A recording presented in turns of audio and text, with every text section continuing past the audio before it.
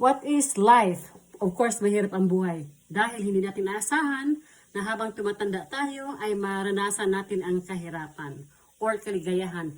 Lalo na sa edad na 35 hanggang 50, andito mga edad dito ay meron tayong maraming matutunan, something good or bad. Pero kailangan ng natin ay manalangin sa Panginoon para gabayan tayo sa mga pangyayari na hindi natin isahan. Kasi andito yung mga time na hindi mo nasahan na may nangyari sa'yo, may something good, saka sa health issue naman, or it's just coming from the universe na meron tayo talagang ika-conquer na mga paghihirap sa buhay. Kaya ito na lang, fight, at saka pray lang talaga ang pag-asa natin. So hanggang dito lang guys, keep up the good work, at saka keep praying, at saka strive and fight, keep moving kahit papano, kahit umiyak